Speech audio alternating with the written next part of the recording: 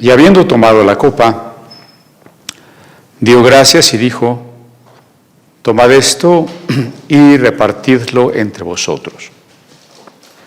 Porque os digo que no beberé más del fruto de la vid hasta que el reino de Dios venga. Y tomó el pan y dio gracias y lo partió y les dio, diciendo: esto es mi cuerpo que por vosotros es dado. Haced esto en memoria de mí. De igual manera, después que hubo cenado, tomó la copa diciendo: esta copa es el nuevo pacto en mi sangre que por vosotros se derrama. Mas he aquí, la mano del que me entrega está conmigo en la mesa. A la verdad, el Hijo del Hombre va, según lo que está determinado. Pero ay de aquel hombre por quien es entregado. Entonces ellos comenzaron a discutir entre sí quién de ellos sería el que había de hacer esto. Hubo también entre ellos una disputa sobre quién de ellos sería el mayor. La Biblia que presentamos el día de hoy no parece Biblia, aquí está.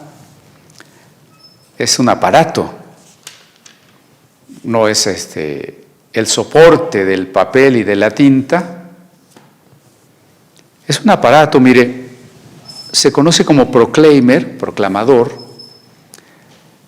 En este caso es la versión del Nuevo Testamento en Cora del Nayar, que son un grupo de indígenas, 23.500 personas aproximadamente, que viven en el estado de Nayarit. Los coras se llaman ellos mismos los Nayer, de ahí el nombre Nayarit, una lengua emparentada con el huichol y lejanamente con el náhuatl. Bueno, este es el Nuevo Testamento traducido y presentado en audio. Este es un aparato para escuchar el Nuevo Testamento. Muy interesante porque en primera instancia lo podemos conectar a cualquier enchufe de luz eléctrica.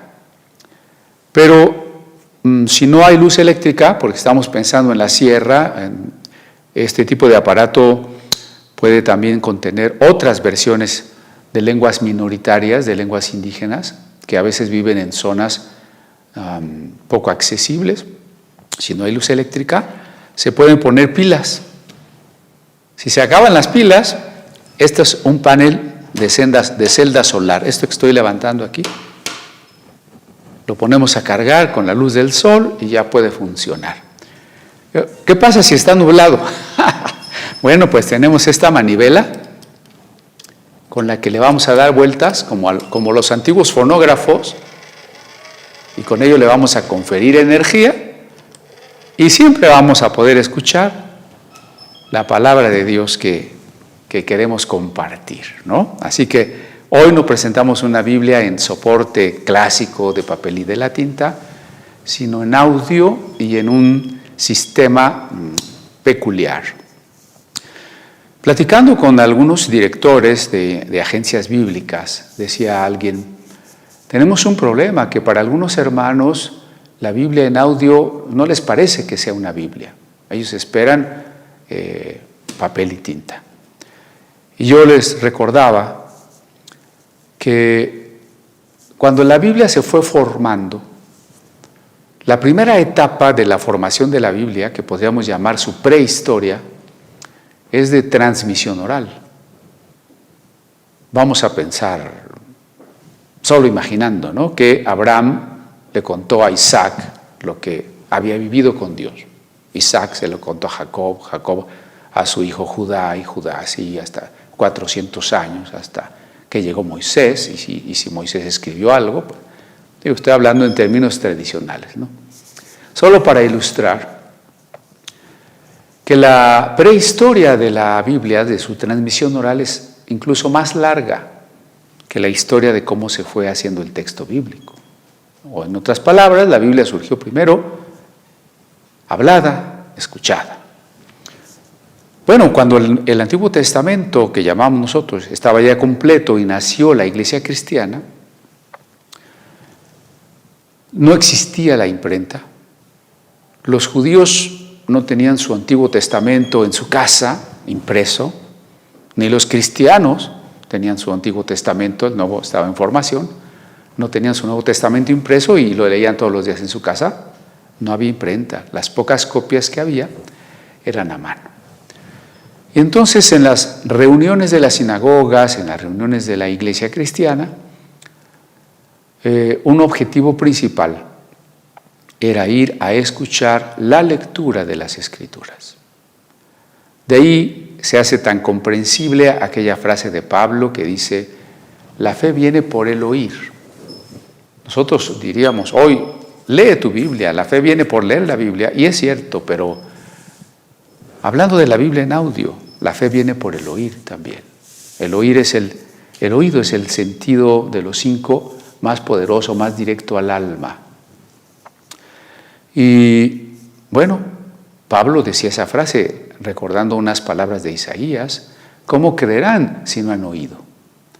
Así que bueno, también existe la Biblia en cassettes o en discos compactos, en internet, en aplicaciones del teléfono, para que usted la pueda escuchar en su casa, mientras maneja, mientras está reposando en su cama, además de leer su Biblia, además de tenerla en papel, busque versiones en audio de la Biblia y aproveche mejor el tiempo.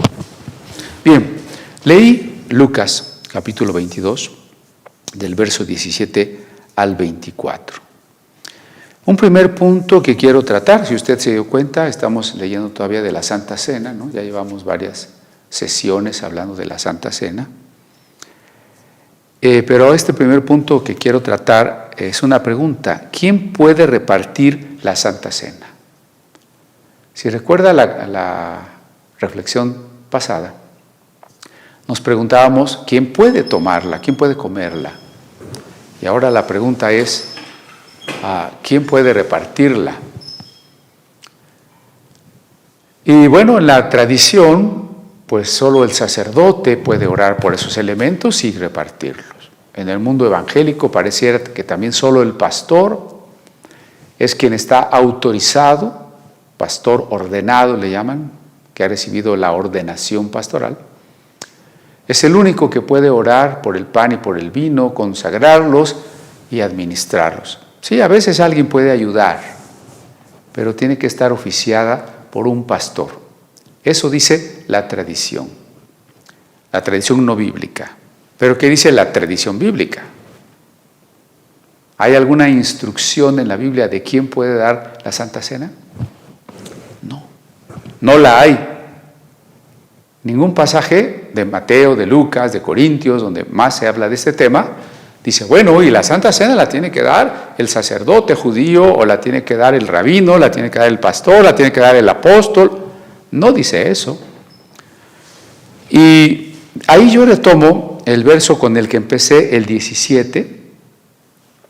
Habiendo tomado la copa, dio gracias, se refiere a Jesús, ¿no? Jesús tomó la copa, da gracias, y dijo a sus discípulos, tomad esto y repartidlo entre vosotros.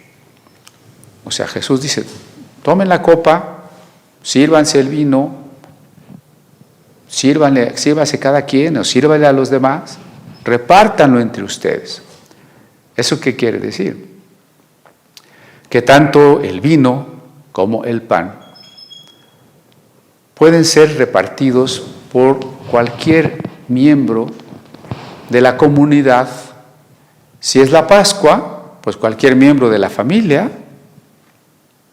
Era una fiesta familiar, recuerde. Y si estamos en la congregación cristiana, cualquier persona que sea un discípulo puede ayudarnos a dar gracias a Dios por el pan y por el vino. ¿Acaso, si no es el pastor, Dios no escuchará a cualquier hermano o hermana que diera gracias por el pan y por el vino?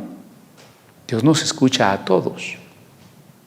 Cualquier hermano o hermana puede dar gracias por el pan y por el vino. Cualquier hermano o hermana puede partir el pan y repartirlo a los demás. Cualquiera puede servir el vino y repartirlo a los demás. Cualquiera. Porque en el contexto del Nuevo Testamento todos Los cristianos somos hermanos iguales, todos somos discípulos iguales, todos somos sacerdotes iguales, todos. Partimos de ese gran principio del sacerdocio universal para reiterar dentro de estas reflexiones acerca de la Santa Cena, por ejemplo, este asunto, ¿no? No, el Nuevo Testamento no enseña una distinción de cristianos. Unos pocos cristianos que tienen el poder sacerdotal y otros demás cristianos que son nada más laicos. Y solo los cristianos que tienen el poder sacerdotal pueden realizar sacramentos, en este caso el de la Santa Cena. Eso no lo dice el Nuevo Testamento. Insisto, en el Nuevo Testamento todos los cristianos somos iguales, somos hermanos, somos sacerdotes y todos podemos ayudar, compartir o bendecir esta comida comunitaria, este banquete fraternal que el Señor nos dejó para practicar constantemente. Bueno, ese es el primer punto que yo quiero dejar en claro. El segundo punto, y se relaciona un poco con el del domingo pasado, ¿no? ¿Quién puede tomar la Santa Cena? Pero lo enfoco ahora desde el caso de Judas.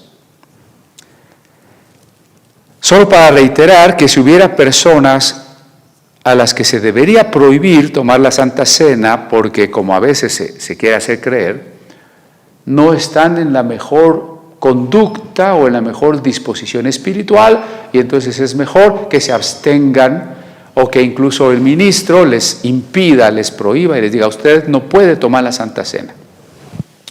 Aclaro, eso no lo estoy diciendo yo. Yo no estoy diciendo que hay cristianos que deben abstenerse. Espero que ya haya quedado claro que todos podemos y debemos participar de la Santa Cena. No solo es un privilegio, es un deber. Eso ya quedó claro, ¿no? Y que no hay alguien autorizado, de acuerdo con la Biblia, nunca se dice que alguien esté autorizado para impedir a otro que tome la Santa Cena. Y por eso hago esta pregunta. Judas, que iba a traicionar al maestro, y el maestro, por ese discernimiento de espíritus, lo sabía ya para ese instante, lo sabía,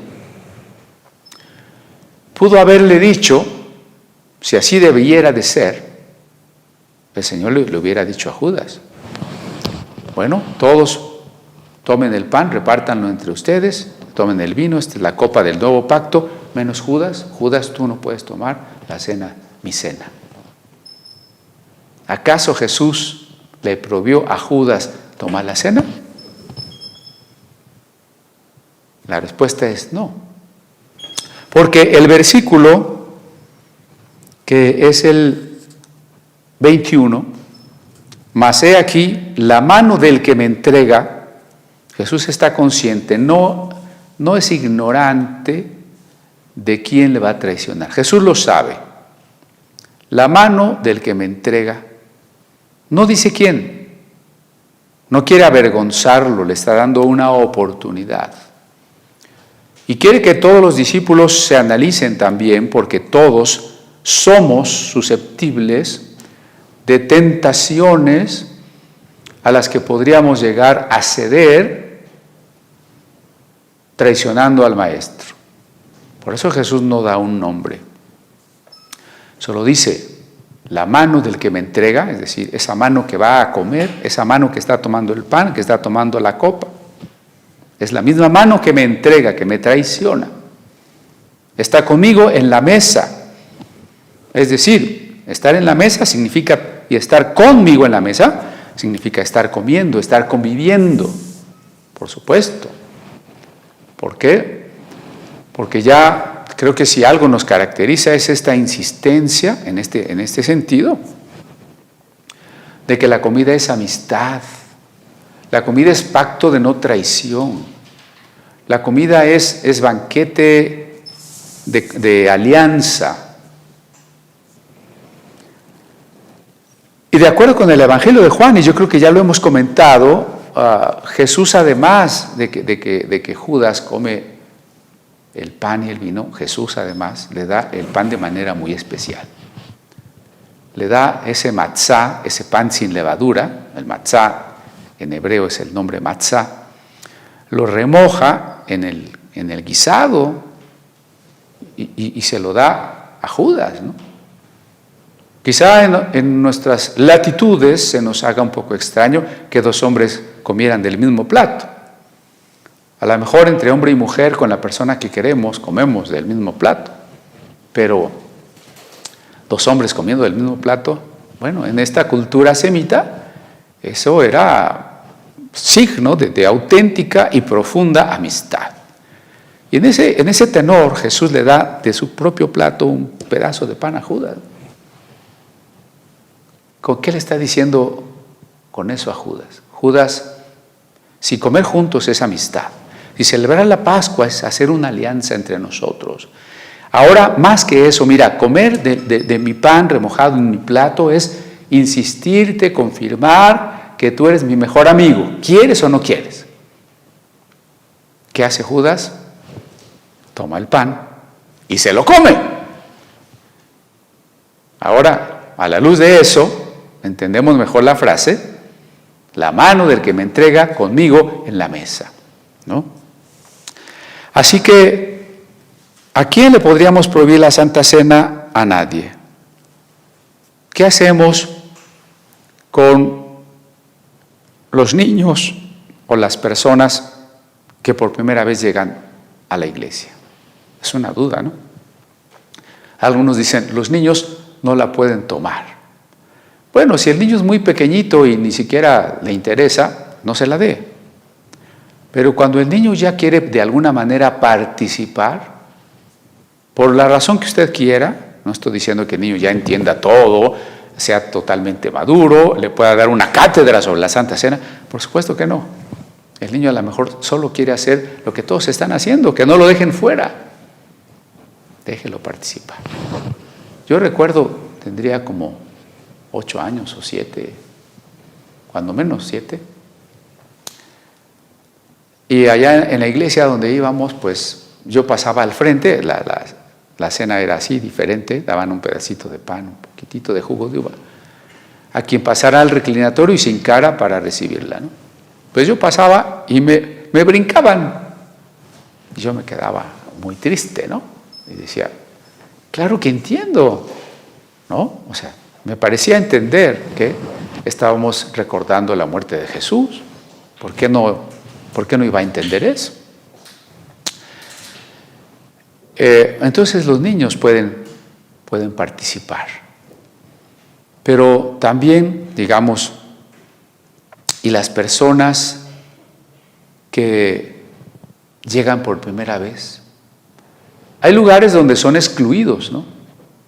No solo los que llegan por primera vez, sino, los bautizados, solo los bautizados pueden tomar la Santa Cena. Bueno, me voy a detener un poco más en esa pregunta, ¿no? Hay otro caso, después usted lo lee con calma ahí en su hogar, Hechos capítulo 10, recuerde, Hechos capítulo 10. Cornelio y su familia estaban oyendo el mensaje del Evangelio y todavía no estaban bautizados en agua, cuando de repente el Padre derramó sobre de ellos el bautismo con el Espíritu Santo. ¿Ok? Entonces, el punto es este. Si hubo unas personas nuevecitas que estaban oyendo por primera vez el Evangelio y recibieron el Espíritu Santo sin estar bautizados en agua,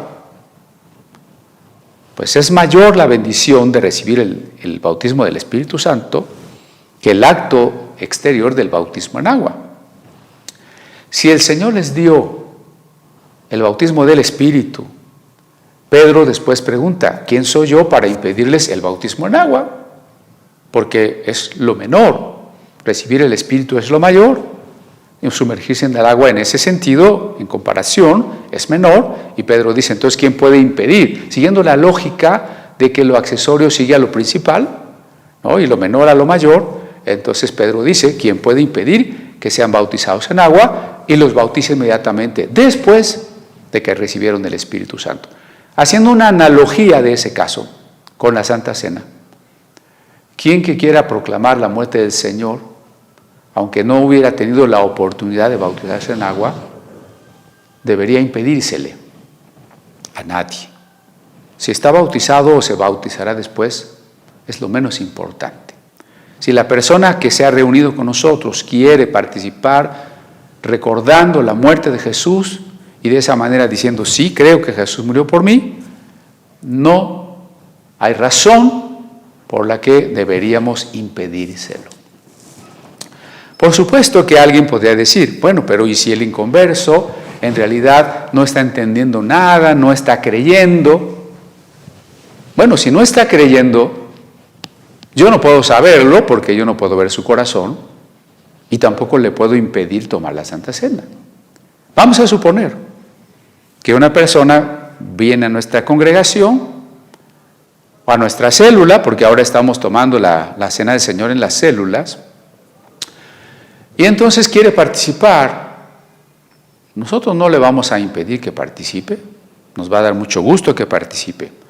¿Qué sucede si a pesar de eso no cree, ni en ese momento ni nunca, y se muere? Bueno, entonces, como dice el texto de Corintios, se le demandará del cuerpo y de la sangre del Señor. Porque entonces, imagine que Dios le preguntaría, ¿por qué no creíste en mí? Y él dirá, bueno, Señor, yo no sabía. ¿Cómo no sabías? Si un día hasta representaste en aquella comida con los cristianos mi muerte. Así que tú eres responsable por no haber creído, ¿no? Entonces, conclusión.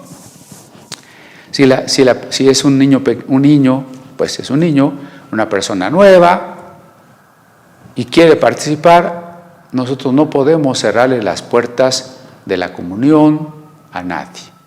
Recuerde que es ante todo una comida. Si alguien llega a mi casa y me dice, no me invita a comer, no me regala un taco, ¿por qué le voy a poner condiciones, no? Cada persona es responsable después de lo que hace con ello. Voy a un tercer punto que se relaciona con el título que hemos puesto el día de hoy. Si usted mira el título, hemos llamado a la plática La Santa Cena, la profecía y la libertad. Y usted dirá, bueno, ¿y eso qué tiene que ver? ¿Cómo se relacionan? Sí, me queda claro que suena medio extraño, ¿no? Pero, mire, ¿cómo lo estoy relacionando? La Santa Cena es una comida de comunión, ya lo dijimos muchas veces, y por tanto, esa amistad con Jesús entra en el ámbito de las deliberaciones personales, es decir, de nuestra voluntad. Cada uno de nosotros, ante el amor de Cristo que nos seduce, ante la voz del Espíritu Santo que nos llama, aclaro eso, esa es la condición, ante la voz del Espíritu Santo que nos llama, cada uno de nosotros puede decirle al Señor sí o decirle no, o fíjese, decirle no y más adelante decirle sí, mientras estemos vivos es posible. O al revés, y eso sí sería muy triste, decirle sí y después siempre decirle que ya no. Todas esas son las posibilidades. Y esto es lo que nosotros encontramos aquí, como precisamente es en el momento de la comida, en el momento en que Jesús quiere reafirmar su amistad con Judas, cuando sin embargo Judas tomará la decisión de faltar a la amistad con Jesús. Voy al versículo 22. Lo tenemos en griego, vamos a leer el versículo en el griego, Lucas 22, y es precisamente el verso 22. 22. No sé si ya lo tenemos en cabina. A ver, ¿quieres preguntar? Y damos tiempo, si no lo tenemos, damos tiempo para que usted lo tenga ya. Gracias. Ya lo tenga usted en su pantalla. Bueno, ahora sí. Dice lo siguiente.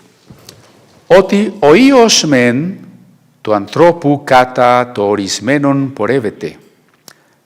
Pingüe tu anthropo equino di u paradidote. ¿Qué significa? Oti oiosmen tu anthropu. Porque, por cierto, ahí hay un énfasis, ¿no? Porque, por cierto, el Hijo del Hombre, katató orismenon porevete, según lo determinado se va. Según lo determinado se va. Plin ue, pero hay. Esa es una interjección. Ue en griego es nuestro hay. Plin ue, to anthropu equinon diu paradidote. Hay del hombre aquel por quien es entregado, o el hombre aquel mediante el cual es entregado. Eso es lo que dice nuestro texto en griego. Vamos a repasarlo en esta traducción. A la verdad el Hijo del Hombre va, según lo que está determinado, pero hay de aquel hombre por quien es entregado. Muy interesantes las palabras de Cristo. En cuanto a su forma, profundamente tristes. En cuanto a su contenido, de una profundidad teológica que queremos analizar. Porque se da aquí la tensión, la relación dialéctica entre aquello que está profetizado y la libertad humana. Que eso es lo que a veces nos crea mucho conflicto y muchas discusiones entre quienes piensan que todo sucede porque Dios quiere y quienes piensan en la libertad humana. ¿Es posible conciliar ambas? Bueno, por lo pronto hemos insistido que no todo sucede porque Dios quiere. No quiero extenderme demasiado en la discusión, pero bueno, a veces se parte de ese principio, ¿no? Todo sucede porque Dios quiere, porque si algo sucediera más allá de lo que Dios determina, eso eliminaría la soberanía de Dios. Ese es el argumento central, ¿no? Todo lo que pasa tiene que estar sujeto a la voluntad de Dios, porque eso es la soberanía de Dios. Y en esa discusión entraron, por ejemplo, los calvinistas, la segunda generación de reformados en el siglo XVI, y los jesuitas molinistas de Luis de Molina, un teólogo que decía que Dios pone al hombre en las circunstancias para que sin obligarlo, sin embargo, el hombre haga lo que Dios quiere. En ambas posturas, el calvinismo y el molinismo, se sigue suponiendo que todo pasa porque Dios quiere. Y creo que ese es el primer problema, porque yo le invito a ir más allá. Para principios del siglo XX, cuando la física había avanzado tremendamente, por ejemplo, cuando Einstein descubrió la fórmula de la energía, aquella masa por velocidad de la luz al cuadrado, los físicos consideraron que era posible calcular todas las cosas del universo. Si nosotros ya sabemos la velocidad de las fuerzas, podemos calcular la dirección, el sentido, la energía que conllevan todos los vectores posibles en el comportamiento de la materia, pues entonces podríamos hacia el pasado y hacia el futuro perfectamente determinar lo que va a pasar. Y eso es correcto. Por ejemplo, un eclipse de sol o de luna. Con años de anticipación, nosotros podemos decir, bueno, no nosotros los astrónomos, pueden decir, para tal mes, tal día, tal fecha, tal hora, en tal lugar de la Tierra va a ser perfectamente visible un eclipse de luna, ¿no? O de sol. De la misma manera, sí, si tuviésemos la posibilidad de cálculos extensísimos, infinitesimales al estilo del pensamiento de Leibniz, podríamos decir todo lo que pasó, cómo pasó. Así se busca el origen del universo, aquel momento del Big Bang, y también hacia el futuro, ¿no? Si cada cosa es movida con tal fuerza, en tal dirección, entonces va a suceder tal y tal y tal. Podríamos predecir todo suceso del universo. Hasta ahí todo parecía muy prometedor y muy de acuerdo con que todo estaba sujeto a una especie de leyes predeterminadas que en primera instancia eran leyes naturales, pero que en una instancia mediata venían de la voluntad divina. Por lo pronto se había superado ya aquel providencialismo tan ingenuo que pensaba que Dios directamente estaba moviendo cada hojita del árbol, ¿no? Lo cual, digo, era bastante ingenuo porque Dios, lo primero que tuvimos que descubrir o reconocer a partir del siglo XVII es que Dios no necesitaba estar moviendo cada hojita del árbol, sino que todo el mecanismo de su creación, Él lo había sujetado a una especie de regularidades como el engranaje de un reloj y estaba caminando con esas leyes. No necesitaba Dios estar moviendo cada cosa que pasaba en el mundo, ¿no? Bueno, a partir de esa concepción nosotros podríamos pensar que entonces podríamos predecir todo el movimiento de la maquinaria del reloj. Pero, vino un pero, un físico llamado Heisenberg dice, bueno, pero resulta que en el mundo subatómico las cosas no suceden con la regularidad de la física de nuestras cosas grandes. En el mundo pequeñísimo, cuántico, subatómico, lo que funciona es el azar. El azar. Y entonces ahora, pues eso tiene que ayudarnos en nuestras reflexiones teológicas. Dios hizo su creación para que funcionara de dos maneras principales, déjeme decirlo ahorita. Una parte del mundo material funciona con leyes de absoluta regularidad y por tanto predecibles. Y una gran parte de su creación funciona con el azar.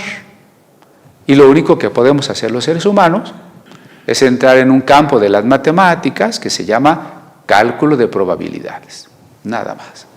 Y entonces, en ese sentido, ¿no? Usamos hoy muchos aparatos, como nuestro propio celular, a partir de estos principios de incertidumbre, se llaman, los principios de incertidumbre. Y quiere decir que ahora el campo de la física, de la materia, no toda está sujeta a las regularidades que podemos predecir. Quiere decir que Dios, en su soberanía, escogió que ciertas cosas sucedieran aleatoriamente. Y eso no elimina la soberanía divina, porque es Dios quien lo decidió así. Y en términos más prácticos para nuestras vidas, si una pareja tiene un hijito con síndrome de Down, en aquel providencialismo ingenuo dirá, es que Dios así. Bueno, decía yo que en aquella concepción ingenua, ¿no? Pensábamos que Dios había querido que los niños defectuosos de cualquier enfermedad que tuvieran habían nacido así porque Dios quería. Fue la pregunta de los discípulos, ¿no? Este nació ciego porque pecó, porque entonces Dios lo está castigando, ¿no? No. Si una persona nace con malformaciones congénitas, se debe a la combinación azarosa de los genes, de los cromosomas, de los padres. Punto. No hay allí ningún designio divino. Con ello no estoy dejando a Dios fuera de la ecuación, ¿eh? No estoy diciendo que Dios no se entere, que a Dios no le importe o que Dios no es soberano. No estoy diciendo nada de eso, sino que Dios hizo que ciertos procesos de la vida y de la física se movieran por las probabilidades. Y las probabilidades de que los cromosomas de papá y de mamá se combinen de una manera defectuosa, pues son mínimas, pero existen. Y entonces a veces resulta, ¿no? Y hay que aceptarlo así, no como un designio divino, no como algo que Dios quiso para mí, sino como una de las limitaciones del mundo finito. Punto, nada más. Lo mismo tendríamos que decir de que un día explote un volcán que nos queda aquí cerquita, a los de México, el Popocatépetl, ¿no? Es un azar. Bueno, el problema se dio en el mundo de la voluntad humana, porque en el mundo de la voluntad humana no hay leyes de regularidad. No podemos decir que siempre que una persona se encuentre en esta circunstancia va a actuar de esta manera. Eso sería, perdóneme, reducir a la persona a un ratón de laboratorio. Estoy pensando en una escuela de psicología que se llamó el conductismo, que efectivamente consideraba al hombre así. A alguien a quien le proporcionábamos un cierto estímulo y podíamos garantizar una cierta respuesta.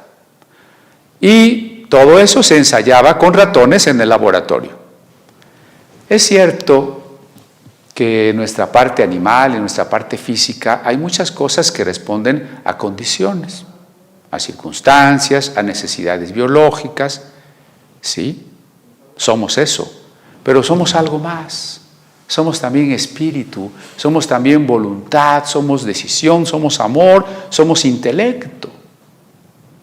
Y en ese otro ámbito, el ser humano no está sujeto a ser solo el juguete de un estímulo X para dar esta respuesta X.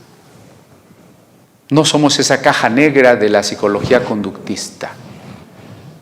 El ser humano, y precisamente por eso es responsable ante Dios, tiene la posibilidad de que más allá de las influencias del ambiente, más allá de las influencias de la familia, más allá de las tentaciones, cada hombre debe tomar sus propias determinaciones.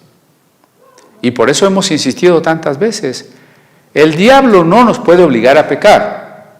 Y en el otro sentido también hemos dicho, y Dios no nos quiere obligar a creer. El Espíritu Santo nos llama, nos invita y nos exhorta: si oyereis hoy su voz, no endurezcáis vuestro corazón.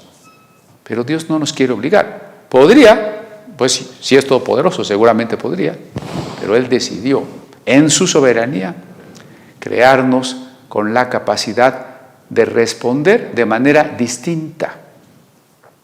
Cuando alguien dice que Dios nos pone en las circunstancias en donde sabe que vamos a reaccionar de cierta manera, está reduciendo la teología a una especie de conductismo. No es así. En la misma circunstancia, incluso dos personas siendo gemelos, toman decisiones diferentes. ¿Por qué? Porque eso es a lo que la Biblia llama el corazón.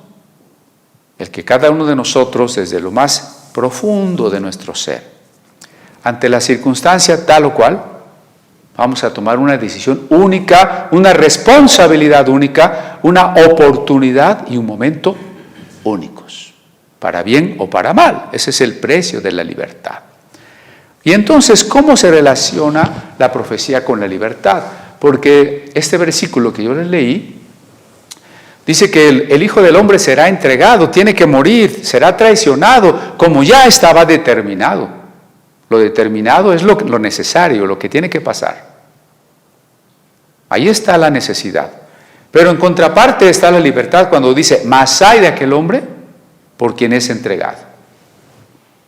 Porque si solo existiera la determinación, entonces quien entrega al Hijo del Hombre no tiene culpa.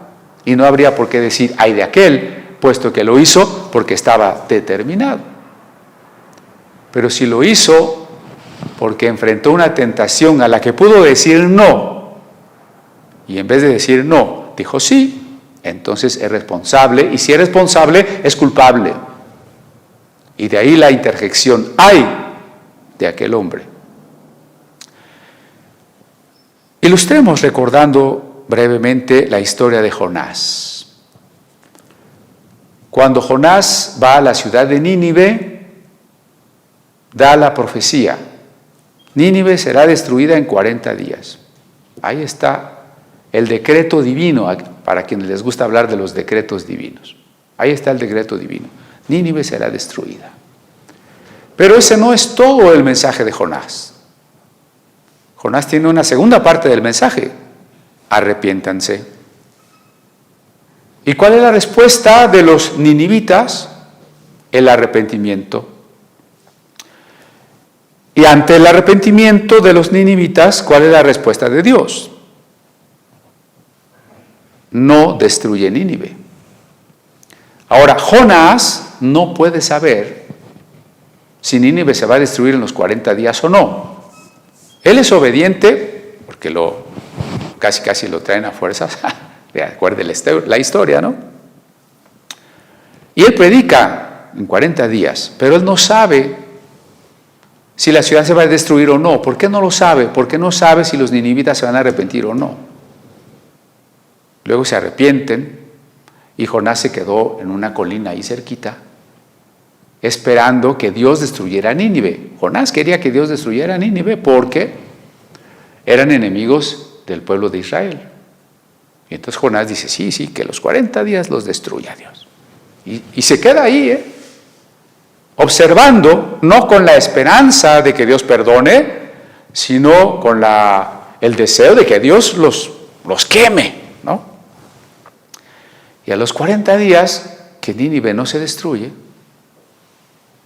luego usted lee también la historia, es corta, Jonás se enoja con Dios y hay cierto sentido del humor, ¿no? Porque dice el texto, y Dios le preguntó, ¿estás enojado? Y Jonás dice, me muero del coraje, ¿no? ¿Por qué? Pues porque Dios no los destruyó. ¿Y por qué no los destruyó si era una profecía? Porque la profecía se cumple, sí, dependiendo de la libertad humana. No es que Dios no quiera cumplirla o no pueda cumplirla. Es que la profecía es una invitación a. Y si el hombre responde o no a la invitación, entonces de esa manera la profecía se cumple. Así que Dios quería sujetar a Jesús a ser entregado y traicionado por un ser muy querido. Ahorita en el siguiente punto voy a decir por qué. Pero Dios no dijo quién tenía que hacerlo.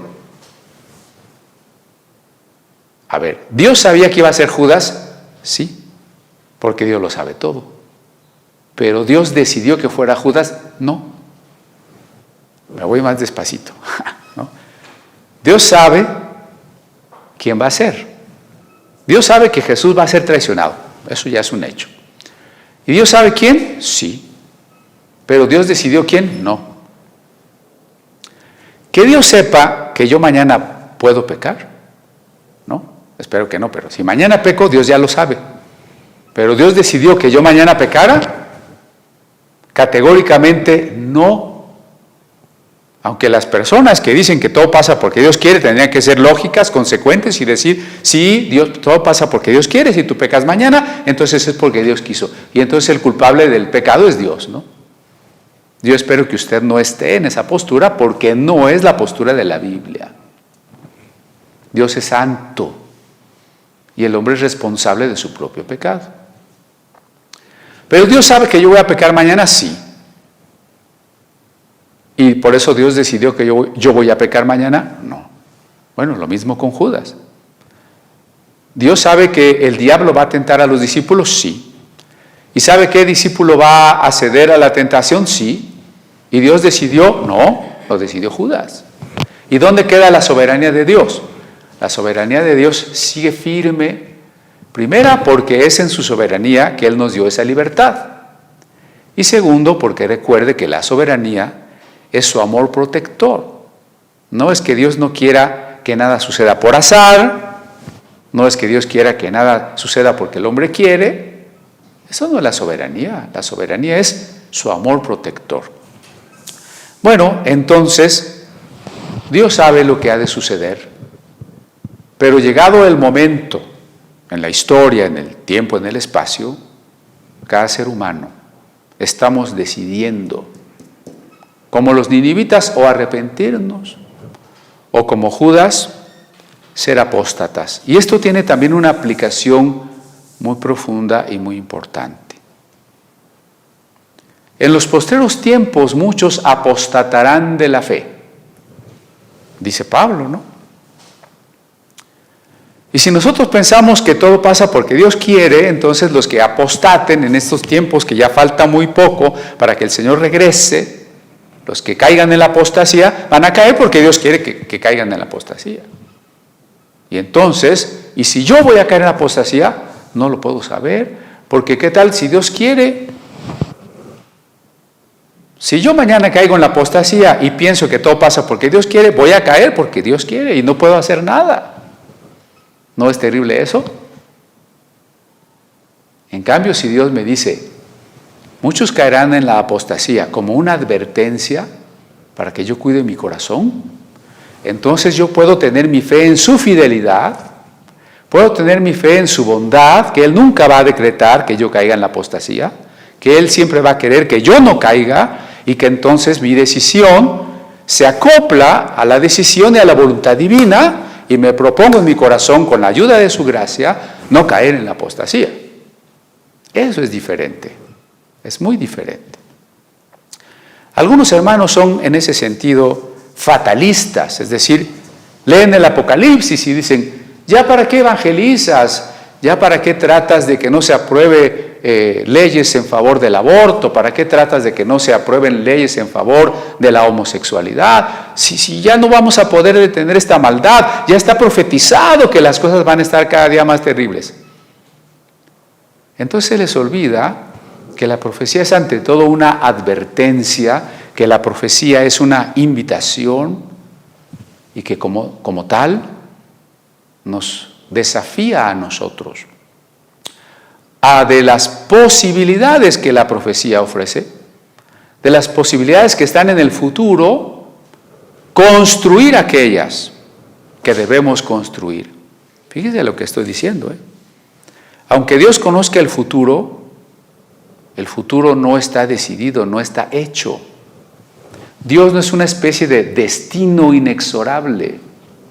Dios es una persona sabia. Y aunque Él sepa el futuro, no lo determina. Vamos, si yo no me quiero vacunar contra el COVID, o si me quiero vacunar, Dios lo sabe. Y si no me quiero vacunar y mañana me contagio y me muero, Dios lo sabía. ¿Pero quién lo decidió? Cuando llegó el momento yo lo decidí. A eso me refiero con que el futuro no está hecho. El futuro, y usé la palabra, construimos nosotros. Con cada cosa que hacemos, decidimos, con el tipo de pensamientos, palabras y actividades con que ocupamos nuestro tiempo, es decir, lo que leemos, lo que escuchamos, lo que reflexionamos, lo que vamos decidiendo, estamos construyendo el día de mañana y el mes que entra y el año que sigue y la manera en que seremos viejos y probablemente la manera en que moriremos, pero sobre todo nuestra eternidad. Nosotros estamos construyendo el futuro. De ahí la importancia de que Jesús diga que además de darle el pan a Judas, como diciéndole, reacciona, no me traiciones. Insiste, ¿uno de ustedes me va a entregar? Uno se imaginaría que Judas debió haberse avergonzado y haber dicho, ya me descubrieron, ya no lo voy a hacer. Pero no, como Jesús no dice nombres y los demás no saben, pues Él dice, no, el Señor ni sabe, yo sigo en mi estrategia secreta, ¿no? Y no entiende que es posible que no sea Él el que ceda a la tentación. Bueno, dejemos por un momento a Judas. Vamos a un siguiente punto, el punto 4. El sufrimiento, lo voy a titular El sufrimiento. Estamos en el umbral de todos estos episodios de la pasión de Cristo, de la crucifixión y de los juicios injustos, del escarnecimiento y todo eso. Y Jesús lo sabe, sí lo sabe, precisamente porque, como hemos leído, les dijo en el verso 15, cuánto he deseado comer con vosotros esta Pascua antes que padezca. Jesús sabe que ha de padecer. Al entregar el pan como símbolo de su cuerpo, sabe que su cuerpo va a ser quebrantado, muerto. Al darles la copa que representa la sangre, sabe que su sangre al otro día va a ser derramada, lo sabe. Lo sabe como hombre a quien el Padre se lo ha revelado. Lo sabe. Entonces, entendiendo esta conciencia de Jesús acerca del sufrimiento que ya comienza, quisiera que pensemos tres cosas, ¿no? Una, que el sufrimiento no se puede evitar por la fe. Hay un concepto equivocado, muy común, de que si tenemos fe, no nos va a pasar nada. Recuerde que hay por ahí una pseudoiglesia que se llama Pare de Sufrir. Y que en el concepto de ellos, cualquiera que tiene fe, cualquiera que hace la oración correcta, cualquiera que tiene los fetiches que ellos venden, cualquiera que ofrenda lo que debe de ofrendar, puede dejar de sufrir. Eso no es la fe, ni en ninguna otra cosa parecida. Es que yo sé que por fe no me voy a enfermar. Es que yo sé que por fe a mí no me pueden asaltar, no me pueden violar, no me pueden secuestrar. Es que yo sé que por fe a mí no me van a correr del trabajo. Por fe a mí siempre me va a alcanzar el dinero. Bueno, por fe a mí ni el smog me afecta. Hermano, eso es antibíblico. Es ni siquiera diría mala lectura, más bien estamos diciendo algo que ni está en la Biblia, ¿no?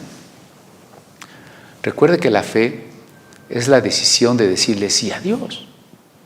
No tiene que ver con esta especie de garantía, de talismán, de capa protectora para que a mí no me pase nada. Eso podría ser hasta una blasfemia contra mis hermanos, ¿no? Porque quien dice, es que por fe tú debes de ser rico, debería de pensar en nuestros hermanos de Chiapas, o diferentes de Chiapas, Oaxaca, otros grupos indígenas, perseguidos, a quienes les han conculcado sus tierras, les han quitado todo lo que poseían, y ellos han estado dispuestos a sufrir, a perder o hasta a morir por seguir a Cristo. ¿Dónde hay una mayor fe? ¿En aquel que vive en la pobreza porque lo perdió todo por amor a Cristo? ¿O en aquel que está proclamando que Dios lo va a hacer rico? Usted lo sabe, ¿para qué le digo dónde hay mayor fe? Pero también hay una especie de ofensa y de soberbia contra mis hermanos cuando yo digo que a mí las enfermedades no me pueden afectar porque yo tengo fe. Y entonces los otros hermanos que se han enfermado o que se han muerto, ¿qué estoy diciendo yo? Que no tuvieron fe. Que esos siervos de Dios que se murieron por una enfermedad no tuvieron fe. No podemos ser tan temerarios, ¿no? Debemos ser cuidadosos y reconocer que la fe no me exime de problemas, que la fe no me protege de pruebas, de enfermedades, de desgracias, de accidentes. Es que mis hijos ya se fueron de viaje y les va a ir bien porque yo sé que yo tengo fe. Bueno, aunque tengamos fe, mire, ha habido hermanos que en un viaje a predicar o a un congreso se han matado en la carretera. Es que no tenían fe, es que Dios no quería que fueran a ese congreso. No pensemos de esa manera que se relacionaría con aquel providencialismo ingenuo del que hablé al principio, ¿no? Si el hermano se mató es porque Dios quiso que se matara, entonces ¿para qué te preocupas, no? Porque eso nos lleva a una especie de solución mágica de todas las cosas. Si no me enfermo es porque tengo fe. Si me enfermo y me morí es porque Dios quería. Y de todas maneras nunca soy capaz de hacer una conciencia de mi responsabilidad. Y entonces estoy hablando del ejemplo de Jesús. Si esto funcionara así, que por la fe se evitaría el sufrimiento, entonces Jesús hubiera dicho, el que me quiere entregar está aquí conmigo en la mesa, pero por fe no me va a poder entregar. Por fe no me va a poder pasar nada. Por fe no me pueden dar de latigazos. Como yo creo en Dios, Él me va a cuidar para que no me hagan un juicio injusto. Dios me protege y va a mandar unos ángeles para que no me crucifiquen. ¿Y cuál es la realidad? Que Jesús nunca dijo algo parecido. Todos los que estamos en el mundo de la finitud,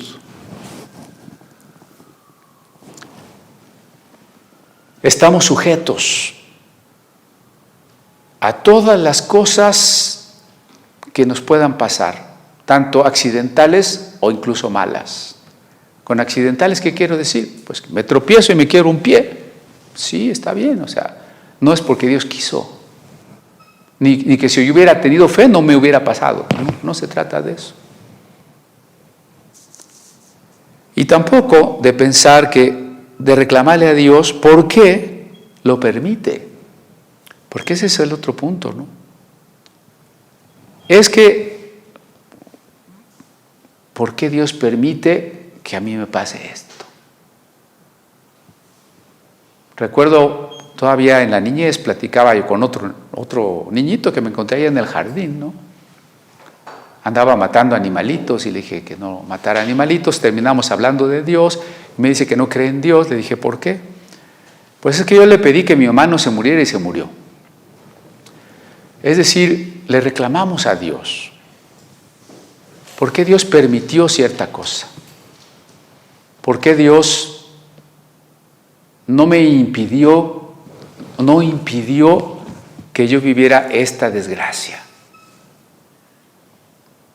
¿No? Los que han perdido sus padres en una guerra, o los que tuvieron un hijo y se les murió, un hijo muy querido, no sé, el que fue secuestrado y ya era un cristiano y sin embargo lo golpearon, lo hicieron sentir terriblemente mal. O tantas otras posibilidades que podríamos platicar, ¿no? ¿Por qué nació ciego?, preguntaban los discípulos. Y muchas veces hay un reclamo a Dios. ¿Por qué lo permitió? ¿Por qué no lo impidió? Tenemos que superar ese enojo con Dios, incluso ese resentimiento. ¿Por qué Dios no lo impidió? ¿Por qué Dios no me evitó que me contagiara si yo fui a predicar? Me contagié predicando. ¿Por qué Dios no lo impidió? Y a veces pensamos que las circunstancias son las que nos deben de guiar a saber cuál es la voluntad de Dios. Y muchos cristianos dicen, no, mira, es que si por este camino las cosas se te dificultan, pues es que Dios no quiere. Eso, hermanos, es pusilánime. Imagínense que Pablo, y como lo relata el libro de los Hechos, dice, pues me voy a predicar. Y encontramos que Pablo, camino a la predicación, naufragó su barco. ¿Qué debió haber pensado Pablo si él fuera de estos providencialistas? No, Dios no quiere que vaya. No, pudo haber pasado algo peor, entonces pues Dios me detuvo, pues ni modo, se tuvo que hundir el barco, pues me regreso. Aquellos 3 días en que no los rescataban y que no sabían que si los iban a rescatar o no, creo que es la falta de una certeza de lo peor, ¿no? Entumidos con el frío, sin comer, sin tomar agua. ¿Usted no cree que la tentación venía a la mente de Pablo? Ya ves, es que Dios no quiere que vayas a predicar. O a lo mejor ese Dios ni existe. Por si Dios te hubiera mandado, ¿por qué te pasa esto? Seguro, mira, ve, Dios no te mandó. Tú fuiste porque tú crees que Dios te mandó, pero estás alucinando, Pablo. Pablo no se detuvo por eso ni por otras muchas cosas. Lo que nos debe enseñar que cuando tenemos una visión y entendemos que algo es la voluntad de Dios, nosotros tenemos que ir adelante, pase lo que pase. Con las adversidades, los obstáculos que sean, nosotros tenemos que seguir adelante. Cuando sabemos que es la voluntad de Dios, no estoy hablando de que seamos simplemente unos necios, ¿no? Pero ante todo, no tengamos un resentimiento con Dios por decir, Dios, ¿por qué permitiste esto? Primera, porque acuérdese que mientras no resucitemos, estamos sometidos a todas las posibilidades de lo finito, de lo accidental y de la muerte misma. ¿Por qué este niñito tiene cáncer si él ni siquiera es un pecador? ¿Está castigando a sus papás, Dios o qué? No, hermano, el cáncer es una enfermedad que mientras no hayamos resucitado, pues puede darle a cualquiera. ¿Y por qué le dio a este niñito? No le dio por una razón, punto. Aceptémoslo, simplemente es una limitación de la finitud. Pero, claro, en esas limitaciones de la finitud tenemos una promesa y una esperanza muy grande. La resurrección del cuerpo, eso sí. Algo más, el sufrimiento no es castigo de Dios. Ya llevo varias, ¿no? El sufrimiento no se puede evitar por la fe. El sufrimiento no debe llevarnos a resentirnos con Dios ni a reclamarle a Dios. Y tercero, el sufrimiento no es un castigo de Dios. Porque esta es de las maneras más supersticiosas en que los cristianos reaccionamos. Oye, es que fíjate que la hermanita tal estaba embarazada y pues se puso mala y tuvo un aborto. Sí, es que no se casaron por la iglesia. El Señor lo está castigando. O es que el hermano perenganito tiene gripe. Ha de andar mal. No tiene fe. O es que el hermanito tal perdió su trabajo. Sí, yo creo que sí, porque pues hizo algo que no debería y el Señor lo está reprendiendo. Y siempre le estamos buscando, como la gente no cristiana, le estamos buscando un porqué a las cosas, ¿no? Y la gente hasta dice frases tan vacuas como, es que todo tiene un porqué. Pues eso no significa nada. Reconozcamos que el mundo funciona por muchas otras razones que un porqué que yo pudiese entender. Entre el azar, entre las decisiones del ser humano, entre los pecados, las circunstancias injustas y 10,000 otras cosas. No puedo saber el por qué. Pero precisamente por ello, no veamos en cada problema, en cada enfermedad, en cada desgracia, un castigo de Dios. Yo espero que usted no lo vea nunca así. O si lo veía así, pues hoy podamos rectificar. No quiero que dejemos de leer un pasaje de Isaías 53. Es un poema, el poema del siervo sufriente. Es una profecía acerca de Jesús que el segundo Isaías, un profeta que vino después de Isaías, escribió. Y dice así, el verso 3 de Isaías 53. Despreciado y desechado entre los hombres, varón de dolores, experimentado en quebranto, y como que escondimos de él el rostro, fue menospreciado y no lo estimamos. ¿Qué pensaba la gente acerca de Jesús cuando Jesús estaba en la cruz? La gente pensaba que Jesús estaba siendo castigado, que Dios lo estaba azotando, es decir, flagelando por algo que Jesús había hecho mal. ¿Sí? Piense, la gente en ese momento de la cruz, así como ve a Jesús como otro ser humano ordinario, no sabe quién es Jesús. Pero si ha oído que Jesús predica y que sana enfermos, y ahora está sufriendo tanto, para ese tipo de gente un tanto supersticiosa, no puede significar otra cosa que era un falso maestro o un falso profeta y que por tanto Dios lo está castigando. Y por eso dice el versículo, permítanme.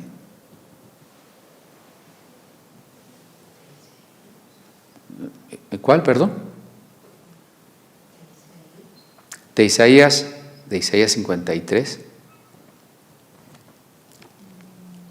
Bueno, la idea es que la gente piensa que Jesús está siendo castigado y herido por Dios. ¿Qué tan equivocada pues estaba la gente en esa apreciación?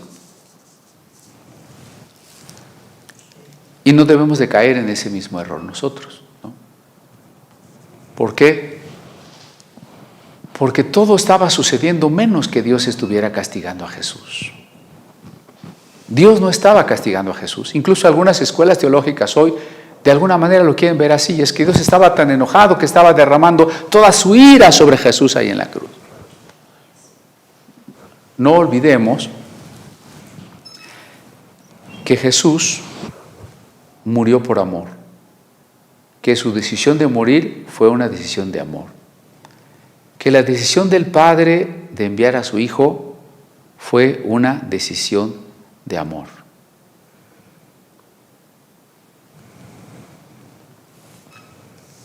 Así que, para concluir este punto del sufrimiento,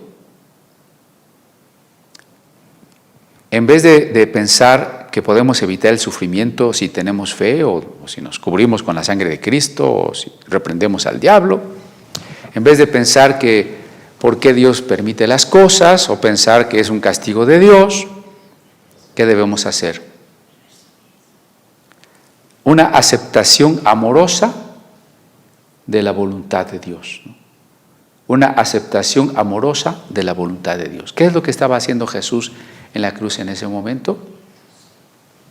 Una aceptación amorosa de la voluntad de Dios. Último punto. Hay dos discusiones que tienen aquí los discípulos, ¿sí? En Lucas. Regreso a Lucas 22. Perdón, antes de irme de Isaías, quiero reiterar el verso 4. Mas el herido fue por nuestras rebeliones, ¿no? Bueno, perdón, el verso 4. Ciertamente Él llevó nuestras enfermedades, sufrió nuestros dolores. Nosotros, ahí está la frase que no encontraba. Nosotros le tuvimos por azotado, o sea, que Dios lo estaba golpeando. Por herido de Dios, o sea, era Dios quien lo estaba hiriendo. Y abatido por Dios. Y el profeta está contrastando, pero no era eso. Él estaba siendo herido por culpa nuestra, es decir, por nuestras rebeliones. Él estaba muriendo por amor porque nosotros lo estábamos matando. Ese es el texto. Ese es el texto que quería yo enfatizar, perdónenme, en este punto de que en vez de pensar que una persona que sufre está siendo castigada por Dios, que la gente pensó eso acerca de Jesús, era una decisión amorosa. Y por eso mi conclusión era, tengamos una aceptación amorosa de la voluntad de Dios, cualquiera que sea, para nosotros, agradable o desagradable. Decía que los discípulos tuvieron dos discusiones, Lucas 22. En el versículo 23 dice, comenzaron a discutir entre sí quién de ellos sería el que había de hacer esto. Bueno, ¿alguien va a traicionar a Jesús? ¿Quién lo va a traicionar? No, yo no lo voy a traicionar. Tal vez todos empezaron a decir. Recuerden que ellos no saben que será Judas, ¿eh? No saben quién. La misma discusión nos confirma la reflexión que estábamos haciendo hace rato. La posibilidad, la contingencia de que cualquiera pudiera ser, estaba presente. De ahí la duda y la sospecha, porque quizá en su fuero interno alguno de ellos dudaba. Pero yo sí he sentido esa tentación, a veces no sé si el maestro está en lo correcto, a veces pienso que no es. Pero también la suspicacia. Hijo, pues yo he visto aquí a Tomás así medio raro, ¿no? Y entonces, bueno, esa fue la primera discusión.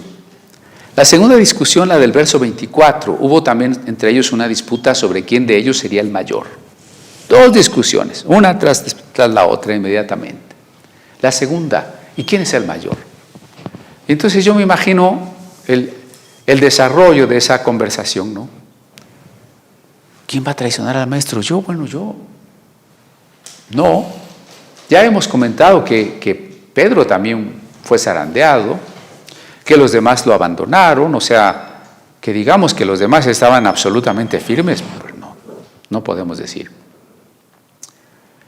Pero después de tal vez una duda, un examen o de sentirse descubiertos de alguna falla que hayan tenido, siguieron a la sospecha, ¿no? ¿Será él? ¿Será fulano? Y a lo mejor también entre ellos comentaban, ¿no? Oye, Mateo, ¿qué te parece? ¿No crees que sea Felipe? No, yo creo que sí, porque mira, el otro día Felipe, ya saben, ¿no? ¿Cómo es eso? Eso se desarrolló luego a algo de, bueno, yo no soy el que va a traicionar al maestro. Es que mire, yo soy muy fiel, yo soy una persona muy fiel. Y de ahí brincar a, bueno, de hecho, yo soy el más importante aquí. No había más que un pasito. Por eso es que en la primera discusión es, ¿y quién lo va a traicionar? Y la segunda es, yo no, porque yo soy el importante, yo soy el líder, yo he dado trazas de mayor madurez que ustedes. Así que bueno, ¿qué clase de santa cena era esa, no? Con nuestros parámetros de quién no la debe de tomar, yo creo que ese día no invitábamos a nadie, ¿no? Uno que niega, otro que traiciona, otros que abandonan, unos que quieren ser los primeros. No, ¿sabes qué? Aquí nadie va a tomar la Santa Cena más que yo solito, diría Jesús. Debemos de cuidar nuestro corazón, porque esta actitud de querer ser los primeros está en todos nosotros. No me quiero alargar más, porque los siguientes versículos tratan de cómo Jesús les enseña que no deben anhelar ser los primeros. Y entonces vamos a retomar este punto, para hoy no alargarme más. Entonces quiero reiterarles así, en un minuto. ¿Quién puede repartir la Santa Cena? Cualquiera, todos somos sacerdotes. ¿Quién puede tomar la Santa Cena?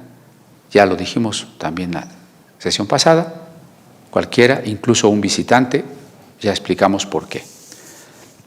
Está profetizado que el mal se va a incrementar, que va a haber apostasía, que alguien iba a traicionar a Cristo, sí. ¿Quién lo hará? Eso no lo decide Dios, lo decide cada uno de nosotros. Y así como Jesús sufrió y está a punto de entrar en los momentos más oscuros de su vida, nosotros también sufrimos. Y cuando sufrimos, no tratemos de pensar que por fe a nosotros no nos puede pasar. Eso es una soberbia. No pensemos que lo que nos pase malo es un castigo de Dios, o lo que le pasó al hermano es un castigo de Dios. No reclamemos a Dios por qué permitió aquello que no nos fue agradable. Por el contrario, rindámonos constantemente en una amorosa aceptación de la voluntad de Dios. Amén.